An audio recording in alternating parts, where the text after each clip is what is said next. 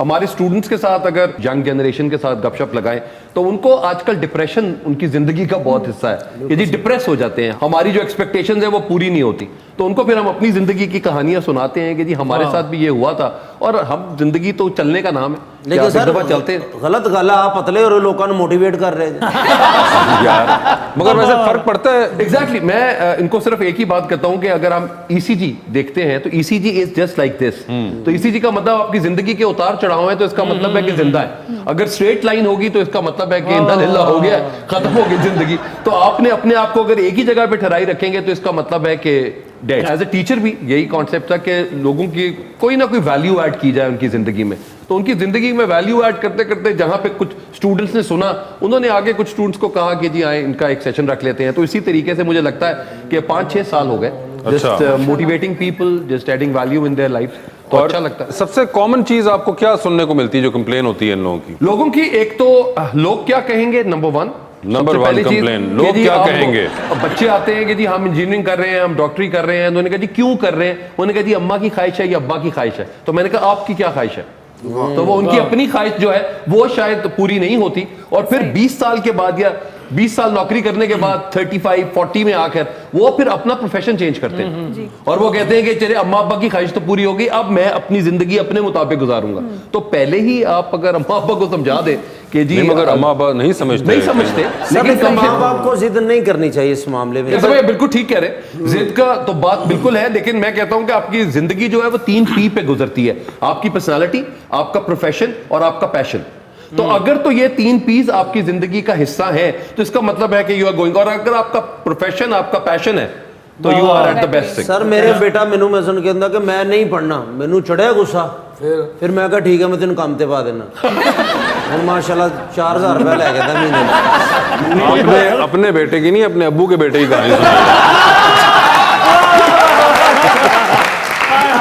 اچھا, تو یہ 3 P's جو ہیں, یہ 3 P's مطلب میں نے اپنے کانسیپٹ بنایا تھا کہ جی ایک آپ کی پرسنالٹی جو ہے وہ کس طریقے سے آئیڈینٹیفائی ہوتی ہے on the basis of the profession that you have, on the basis of the passion that you have.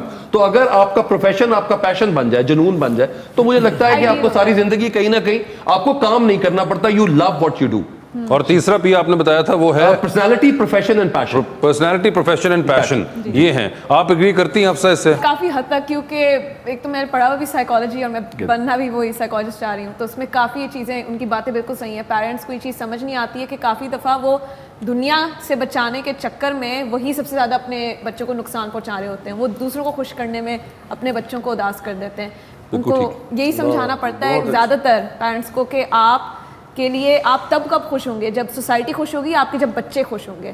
اور بچوں کو پھر یہ سمجھنا ہوتا ہے کہ ان کو بھی اپنے پیرنٹس کو یہ چیزیں آہستہ آہستہ سمجھانی ہوتی ہے, کیونکہ ایک جنریشن گیپ آ جاتا ہے, کانورسیشنز ہونا مشکل ہوتی ہیں لیکن امپاسبل نہیں ہوتی. اگر دونوں سائڈز ولنگ ہو, امپاسبل نہیں ہوتی. ایک اور چیز, پیرنٹس کو خود سمجھ نہیں آتا کہ وہ بچوں کو کیا کہیں. فار ایگزامپل پیرنٹس, جب میں ہمیشہ سمجھاتا ہوں کہ جب بچہ پیدا ہوتا ہے تو آپ اس کو سب سے پہلے ماں باپ پیار کرنا سکھاتے ہیں. جب وہ پیار کرنا سیکھ جاتا ہے تو پھر پیرنٹس کہتے ہیں میں تیری لتاں باندھ دینی ہوں تو پیار کی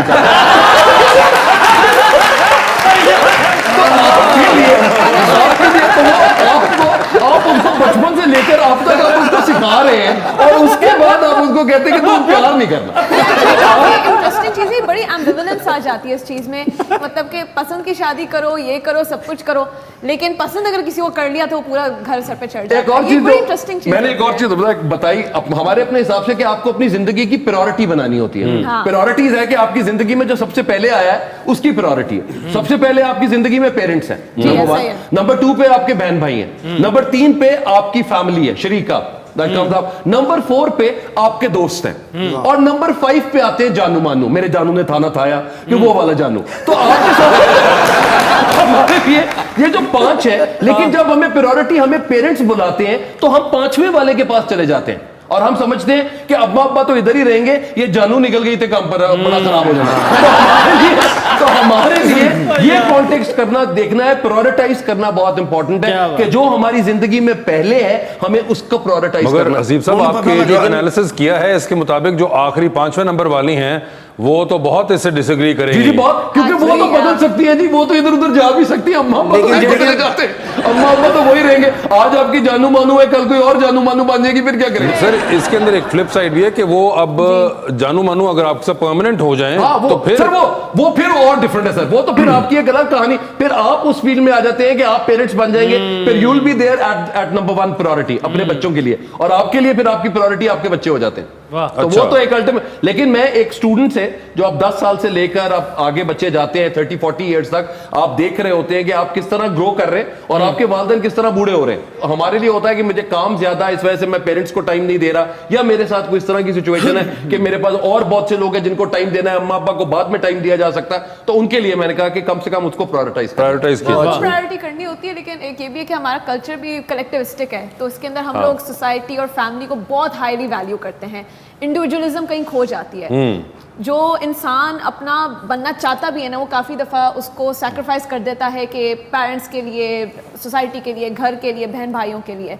तो एक बैलेंस मेंटेन करना नेसेसरी होता है कि आप अपने काम करो, ज़रूर करो, पैशंस परस्यू करो, लेकिन बैलेंस भी रखो, सुन लो उनकी बातें, घर पे भी टाइम दें, क्योंकि इवेंचुअली बात ये है कि उन्होंने सारे वक्त तो आपके साथ नहीं रहना है। हमारा ऑन भी ये सीखना चाहता है, ये भी अच्छा डांसर भी है, कोशिश तो बड़ी करता है, तो इसकी कितनी फीस होगी या इसे माफ़ कर दें?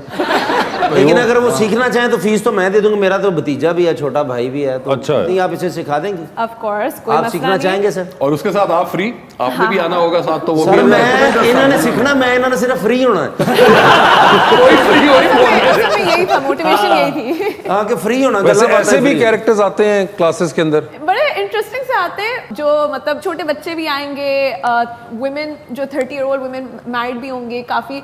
एक तो एक फादर आए थे, अपनी बेटी को शादी पे सरप्राइज देना चाह रहे थे। अच्छा। बड़ा क्यूट था, और उन्होंने कहा था कि उसको पता नहीं है कि मैं ये कर रहा हूँ, प्लीज नहीं बताएगा। तो मैं काफी खुश हुई थी। मैं कोशिश मेरी यही कि डांस का जो बना हुआ एक टैबू सोसाइटी के अंदर, उसको डिस्टिग्मेटाइज किया जाए। It's in the and an art, it is an art, अगर उसको आप उस तरीके से देखें। अनफॉर्चुनेटली ज़्यादातर उसको टैबू या वल्गैरिटी की तरफ देख लिया जाता है, जबकि ऐसा नहीं है। इट इज़ आर्ट, और बहुत देर से आर्ट के तौर पे आ रहा था। नहीं कोई ऐसा बंदा जो तुझे 3 घंटे सिखाया, बाद चो आके के क्या हो पाए ताड़े वास्ता काम नहीं। हाँ वैसे ये भी होता होगा, या कोई टेस्ट वगैरह लेती हैं आप? नहीं, I think anyone can dance. आपने बस अगर एफर्ट डाली हुई है, अगर आप कमिटेड हैं, मुझे लगता है सबसे बड़ी लिमिटेशन इंसान की वो खुद होते हैं, और कोई नहीं होता। अगर आप खुद को कह देना कि मैं नहीं कर सकता ये, आपने अपने आप को उधर उधर ही प्रोग्रेस इंप्रूवमेंट सब रोक दिया है। लेकिन अगर आपने ठान लिया कि नहीं यार मैंने कोशिश करनी है, मेरी सबसे बड़ी फियर जो है वो है कि मैं इम्प्रूव करना छोड़ दूँ। मेरी 0.01 भी प्रोग्रेस होती रहे ना, मैं खुश हूँ। पर जहाँ पे मैं रुक गई, उधर मुझे लगता है मेरी जिंदगी खत्म। लेकिन मेरी जिंदगी के वास्ते पे सबसे बेस्ट डांसर ओन अली है। अकरम राई दे गाने ते डिस्को डांस कर लेंगे। अच्छा वैसे अब आपस की बात है, आपकी जिंदगी कौन सी को बहुत बड़े कोई वर्ल्ड डांसर की जिंदगी है जिसने कोई इतना को वो किया होगा? सर मैं देखा है, मैं मतलब ठीक है आपका कोई वो रिलेटिव है और आपका एक फैसलाबाद का कनेक्शन भी है, लेकिन जान है जी। आप मतलब क्या उसको पेश करना चाह रहे हैं? बस सर ये मैं अभी देखे थोड़ा सा करके भी आपको दिखाया। हाँ, क्या पता hidden please carry talent on जटा। तो मजाक कर रहे हैं, मुझे डांस आता है। आता है तो वही बात ना, इसने विन भी किया हुआ है।